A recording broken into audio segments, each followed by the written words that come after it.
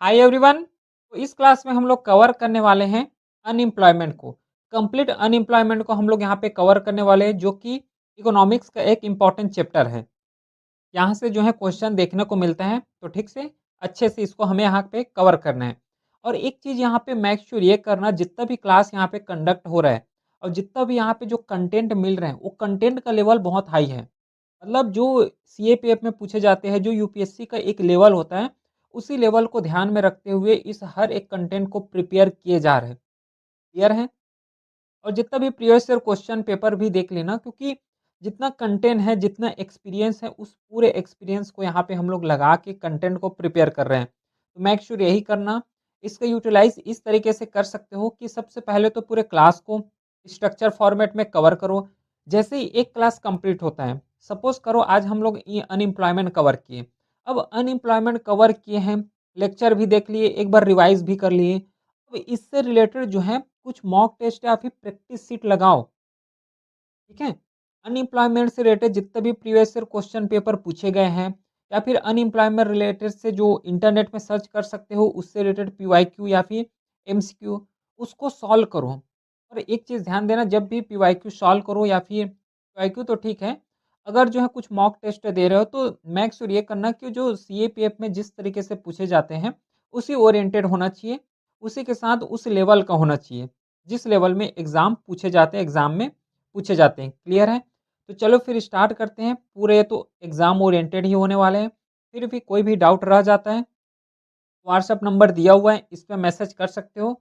इस पूरे क्लास का जो स्लाइड है, प्लस पेपर 2 से रिलेटेड जितना भी कंटेंट है, free of cost Telegram channel में अपलोड हो जाता है, जो कि लिंक डिस्क्रिप्शन में दिया हुआ है। तो चलो अब स्टार्ट करते हैं हम लोग अनएम्प्लॉयमेंट को, और समझते हैं कि एक्चुअली अनएम्प्लॉयमेंट है क्या? ठीक है? क्योंकि मेजॉरिटी हम लोग क्या सुने रहते हैं कि कोई भी पर्सन है, वो जॉब के लिए अप्लाई कर रहे हैं, उसे जॉब नहीं मिल रहा है तो अनएम्प्लॉयमेंट है। इस तरीके से हम लोग यहाँ पे कवर करते हैं, ठीक है? लेकिन अगर थोड़ा इकोनॉमिक्स के भाषा में देखोगे, इकोनॉमिक्स के टर्म में अगर समझने का ट्राई करोगे, अनएम्प्लॉयमेंट का मतलब होता है कि कोई भी पर्सन विलिंग है। विलिंग का मतलब क्या? विलिंग टू वर्क, ये होना चाहिए। इसको हम लोग अनएम्प्लॉयमेंट बोल रहे हैं। इकोनॉमिक्स के टर्म में किसको बोलते हैं अनएम्प्लॉयमेंट? इसको समझा रहा हूँ। जो पर्सन, कोई ऐसा पर्सन जो कि वर्क करना चाहता है, उसी के साथ वो कैपेबल भी है, ठीक है? कैपेबल भी है कि वो वर्क को कर सके, लेकिन उसको जो जॉब है, ये नहीं मिल रहा है। इस केस में हम लोग बोलते हैं कि कोई भी पर्सन जो है अनएम्प्लॉयमेंट है। बाकी डिफरेंट डिफरेंट इकोनॉमिस्ट के द्वारा जो है डिफरेंट डिफरेंट इसका डेफिनेशन भी दिए गए हैं कि किसको हम लोग अनएम्प्लॉयमेंट बोलेंगे। लेकिन जो है मेजॉरिटी में, और क्वेश्चन भी यहीं तक देखने को मिलता है अगर डेफिनेशन से आता है, तो विलिंग टू वर्क, काम करना तो चाह रहे हैं, उसी के साथ वो कैपेबल भी हैं। कैपेबल भी हैं कि उस काम को कर सके, लेकिन उसको जॉब जो है नहीं मिल रहा है। उसी को बोलते हैं unemployment. Unemployment is referred to a situation in which people who are willing and able to work at a prevailing wages, जो नॉर्मल वेजेस चलते हैं उसमें, लेकिन unable to find suitable employment, इसको हम लोग अनएम्प्लॉयमेंट बोलते हैं। ये लिखा गया है, विलिंग है, कैपेबल है, लेकिन उसको जॉब ही नहीं मिल रहा है, उस केस में हम लोग बोलते हैं कि अनएम्प्लॉयमेंट है। बाकी अभी बताया कि डिफरेंट डिफरेंट इकोनॉमिस्ट के द्वारा जो है डिफरेंट डिफरेंट इसका डेफिनेशन भी दिए गए हैं।